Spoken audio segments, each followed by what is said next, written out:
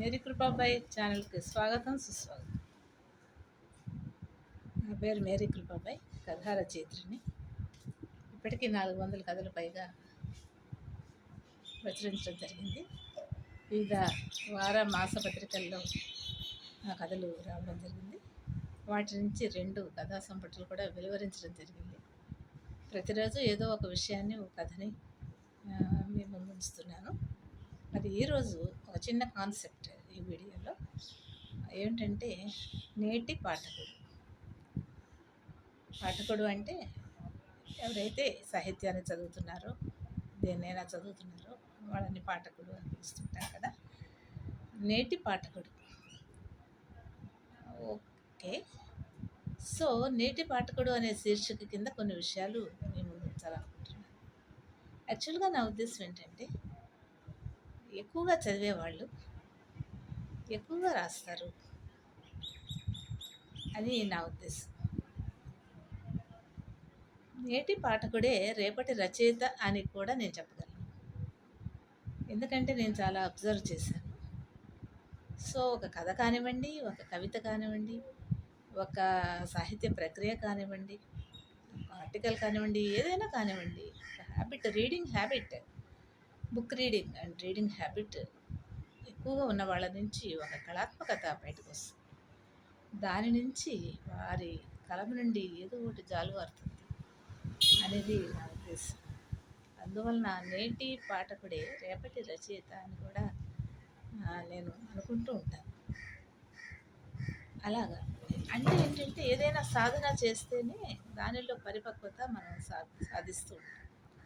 ప్రకృతిలో కూడా చూడండి, ఒక గొంగళి పురుగు, దాని ఆకారం మనకంతా జుగుప్సకరంగానే ఉంటుంది. అది అలా అలా అలా అలా సాధన చేసి చేసి చేసి ఒక మంచి సీతాకోక చిలుకగా మారుతుంది. అలా ప్రకృతిలో కొన్ని ఉన్నాయి. ఒక చిన్న మొగ్గ పరిమళించి పుష్పంగా మారుతుంది. టైం తీసుకుంటుంది అనమాట. అది కొంచెం టైం తీసుకుంటే, సాధన చేస్తే అలా జరుగుతుంది. అలాగా చదివి చదివి పాఠకుడు రచయితగా మారే అవకాశం ఉంటుంది.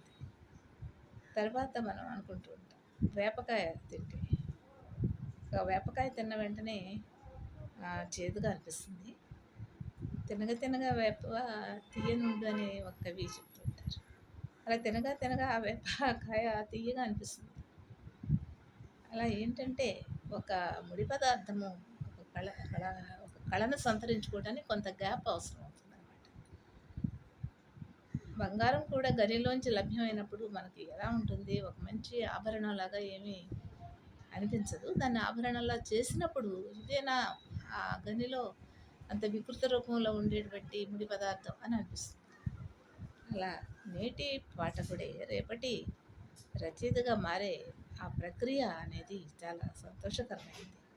ఇదొక సాహిత్య ప్రక్రియ కాబట్టి, అలా పాఠకుడు ఒక రచయితగా మారే మధ్యలో ఉండేటువంటి గ్యాప్లో అతనిలో ఎన్నో ఆలోచనలు, ఎన్నో భావాలు, ఎంతో మార్పు అలాగా సంతరించుకుంటూ ఉంటుంది.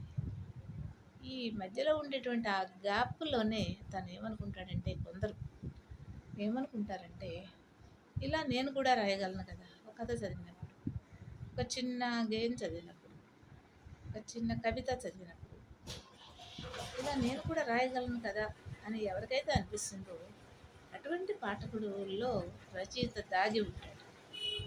ఆ రచన వ్యాసంగము, ఆ రచన ప్రక్రియ, రచన కళ అనేది లోపల అతనిలో ఎక్కడో నిబిడీకృతమై ఉంటుంది తప్పకుండా. అది వెనక్కి తీయాలి అంటే కొంత గ్యాప్, టైం పడుతుంది. ఆ టైం తర్వాత అతను ఒక పెన్ను తీసుకుంటాడు, కలం తీసుకుంటాడు, ఒక పేపర్ తీసుకుంటాడు, తన భావాలు దాని మీద ఉంచుతాడు. అలాగే చిత్రకారులు కానివ్వండి, ఒక సాహిత్యం కథ ఒకటే కాదు నేను చెప్పేది. చిత్రకారులు కానివ్వండి, వారు స్టార్టింగ్లోనే పెద్ద చిత్రకారులు అయిపోరు. ఏదో ఒక సూర్యోదయాన్ని చూసినప్పుడు, సూర్యాస్తమయాన్ని చూసినప్పుడు లోపల ఉండేటువంటి ఆ కళ బయటకు వస్తుంది. శిల్పి కూడా చూడనివ్వండి, శిల్పి ఒక రాయిని చూసినప్పుడు అతను వెంటనే శిల్పాన్ని చెక్కాడు. అలా చూడగా చూడగా అందులోంచి అతనికి కళ పుట్టుకొస్తుంది, శిల్పంలా మారుస్తాడు తర్వాత. వెంటనే జరగదు ఇదంతా కూడా. ఇదొక ప్రాసెస్ అనమాట. లాంగ్ ప్రాసెస్ అనే చెప్పచ్చు. చదివి చదివి చదివి ఇప్పుడు ఒక రీసెర్చ్ స్కాలర్, యాక్చువల్గా రీసెర్చ్ స్కాలర్ ఒక స్టూడెంట్, ఒక స్కాలర్. అతను రైటర్గా ఎప్పుడు మారాడు? రీసెర్చ్ చేసి చేసి చేసి ఒక థీసిస్ సబ్మిట్ చేస్తాడు. థీసిస్ అంటే ఒక గ్రంథం, చాలా పెద్దగా ఉంటుంది. పిహెచ్డి థీసిస్ పెద్ద గ్రంథం అనమాట. అతను రచయితగా మారుతున్నాడు. 5 ఇయర్స్కో 3 ఇయర్స్కో 5 ఇయర్స్కో 8 ఇయర్స్కో 10 ఇయర్స్ పడుతుంది ఒక్కోసారి స్కాలర్స్కి వాళ్ళ థీసిస్ సబ్మిట్ చేయడానికి. అలా చేస్తున్న తరుణంలో ఆ స్కాలర్ తన యొక్క థీసిస్ బుక్ని చూస్తే అతను ఒక రైటర్. ఆ బుక్, ఆ థీసిస్ బుక్ తర్వాత రానున్న కాలంలో ఒక టెక్స్ట్ బుక్గా కూడా మారవచ్చు, లేకపోతే ఇంకా రకరకాలుగా మారవచ్చు. అతను రచయిత, అతనే రచయిత. ఇంకా అంటూ ఉంటాం, వాక్యం రసాత్మకం కావ్యం. ఒక్క వాక్యం రాస్తేనే అది రసాత్మకత నిండి ఉన్నట్లయితే అదే కావ్యం అని కవులు చెప్తుంటారు. చూడండి, అయితే నాకైతే కొన్ని కొటేషన్స్ అక్కడక్కడ గోడల మీద రాసి పెడుతుంటారు. స్కూల్ కాలేజ్ గోడల మీద కొన్ని కొటేషన్స్ మంచి మాటలు వాక్యాలు రాస్తుంటారు. వాటిని చదివినప్పుడు నాకు చాలా సంతోషం అనిపిస్తుంది. తర్వాత అనుకుంటాను, చాలా బాగుంది కొటేషన్ అని చెప్పి. విద్యాయసనేమను చాలా మంచి మంచి కొటేషన్స్, సమయానికి గుర్తురావు కానీ మంచి మంచి కొటేషన్స్ నేను తప్పకుండా అన్నీ చదువుతాను. ఎక్కడికైనా వెళుతున్నప్పుడు యూనివర్సిటీ గోడల మీద కూడా ఉంది. అవన్నీ చదివినప్పుడు దానిలోంచి మనకి ఒక సృజనాత్మక శక్తి వచ్చి ఒక థాట్గా మారి ఒక కథగా రాసుకోవచ్చు. ప్రతిదీ కథే జీవితంలో, అది జీవితమే ఒక కథ. ఏది చూసినా ఏది చేసినా అది ఒక కథగా మలుచుకోవచ్చు. అలా నేను అనుకుంటున్నాను అనమాట. ఏమనంటే నేటి పాఠకుడే రేపటి రచయిత, రచయిత డైరెక్టర్ రచయితలు అంటూ ఎవరు ఉండరు. ముందు ది ఫస్ట్ స్టేజ్ ఏంటంటే స్టెప్ 1 పాఠకుడే, ది లేటర్ స్టేజ్లోనే రచయిత అవుతూ ఉంటారు. పుట్టుకతోనే రచయితలు అలాగా ఉండకపోవచ్చు. కాబట్టి బాగా చదవమని చెప్తున్నాను నేను. అంటే ఏదైనా సరే, ఒక సాహిత్య ప్రక్రియలు అన్నీ కూడా ఏవైనా, ఏది ఇంట్రెస్ట్ ఉంటుంది బాగా చదవండి, బాగా రాయండి అన్నట్టుగా ఒక చక్కటి నినాదాన్ని కూడా మనం ఏర్పాటు చేసుకోవచ్చు. మనం ఏంటంటే మనం ఐడియల్గా అలా కూర్చునే కంటే ఏదో బుక్ తీసుకుని చదువుకుంటే మంచిది. ఒక నానుడి కూడా ఉంది కదా, చిరిగిన చొక్కా అయినా తొడుక్కో, మంచి పుస్తకంతో. ఎంత బాగుంటుందో. మరి మంచి పుస్తకం మంచి స్నేహితుడు అంటారు. ఇలా ఎన్నెన్నో ఉన్నాయి అసలు మనం ఆలోచిస్తూ ఉంటే కనుక. సో చిన్న చిన్న పుస్తకాలు ఉంటాయి, పెద్దవి ఉంటాయి, గ్రంథాలు ఉంటాయి, చిన్న చిన్న ఆర్టికల్స్తో కూడిన కథా సంపుటులు ఉంటాయి, కవితా సంపుటులు ఉంటాయి. అటువంటివి ఏవైనా కూడా చాలా చక్కగా తీసుకొని ఒకసారి చదివేయాలని ఏమి ఉండదు. మనకేంటంటే మన ఖాళీ ఉన్నప్పుడల్లా కొన్ని పేజెస్ చదివితే, అలా ఒక బుక్ తీసుకుని ఒక 4 రోజులు చదివితే ఈ బుక్ నేను చదివాను అనే ఒక రకమైన సంతోషం మనకి అనిపిస్తుంది. నేను ఒక ఇంగ్లీష్ బుక్ ఒకటి డ్రామాలో ఆడిది, నాన్ డీటెయిల్ ఆడిది, హూ మూవ్డ్ మై చీజ్ అని ఒక బుక్, చిన్న బుక్ అది చదివాను. చాలా బాగుంటుంది. అదేంటంటే జీవితంలో దేన్నైనా ఛాలెంజ్గా తీసుకోవాలి, ప్రతిదానికి రెడీగా ఉండాలి. ఇప్పుడు అన్నీ కూడా అన్ని వసంత ఋతువులే ఉండవు కదా, మరి ఆ శిశిర ఋతువులు కూడా వస్తూ ఉంటాయి. అలాగే జీవితంలో రకరకాల ఇన్సిడెంట్స్ వస్తూ ఉంటాయి, తట్టుకోలేని పరిస్థితి కూడా వస్తుంది. ఆ బుక్ చదివినప్పుడు దాని యొక్క మెసేజ్ ఏంటంటే జీవితంలో ఏ పరిస్థితి వచ్చినా ఎదుర్కొనేటట్టుగా మనం ఉండాలి అనేది ఒక చక్కటి బుక్ అది.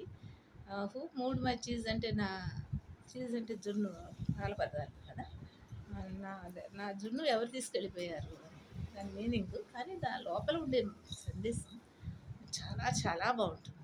అలాగా ఏ పుస్తకంలో కూడా పక్కన పెట్టేది కాదు. ఏ బుక్లో అయినా, ఏ పుస్తకంలోనైనా, ఏ ఆర్టికల్లోనైనా మనం ఎంతో కొంత నేర్చుకునేది ఉంటుంది. అలా నేర్చుకుంటూ వెళితే మనకి ఒక రకమైనటువంటి మన జీవితానికి ఒక రసోదయం అవుతుంది. మన స్వభావం మారితే స్వరూపం మారుతుందంటారు. మరి నిజమే కదా! మన లోపల ఉండేటువంటి ఎడ్యుకేషన్ వల్ల, తర్వాత లోపల ఉండేటువంటి నాలెడ్జ్ వల్ల, దీనివల్ల మన యొక్క స్వభావం మారుతుంది.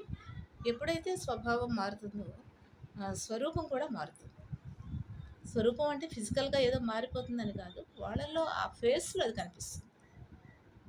ఫేస్‌లో కనిపిస్తూ ఉంటుందనమాట. మన జ్ఞానము మన ఫేస్‌లో కనిపిస్తూ ఉంటుంది. ఇప్పుడు మనం నేను అనుకుంటూ ఉంటాను. అంటే ప్రొఫెసర్స్, లెక్చరర్స్, ఆఫీసర్స్ చాలా అందంగా ఉంటారేమో అని. చాలా అగ్లీగా ఉండే జ్ఞానవంతమైనటువంటి ఆఫీసర్స్ ఉంటారు. చాలా వికారంగా ఉండేటువంటి మహా ప్రొఫెసర్స్ ఉంటారు. అప్పుడు అనుకునేదాన్ని అందం అనేది ఫేస్‌లో ఉండదు. అందం ఫేస్‌లో ఉండదు. వాళ్ళ లోపల ఉండేటువంటి నాలెడ్జ్‌లో ఉంటుంది అని చెప్పి ఇదంతా ఎక్కడి నుంచి వస్తుందో అంటే చదవడం ద్వారా ఒక పాఠకుడిగా మారిన వేళ, రెగ్యులర్‌గా ఒక పాఠకుడిగా మారిన వేళ అతని యొక్క వికృతమైనటువంటి ఆలోచనలు పోతాయి. అతని పాత స్వభావం అంతా పోయి కొత్త స్వభావం, కొత్త స్వరూపం, ఫీలింగ్స్, బాడీ లాంగ్వేజ్ అంతా మారిపోతుంది చదువుకుంటే. గ్రాడ్యుయేట్ అయినటువంటి వ్యక్తిని, అసలు చదువు రాని వ్యక్తిని పక్కన పెట్టి చూస్తే ఎలా అనిపిస్తుందంటే వాళ్ళలో ఎవరికి జ్ఞానం ఉంది అనేది మనకి తెలిసిపోతూ ఉంటుంది.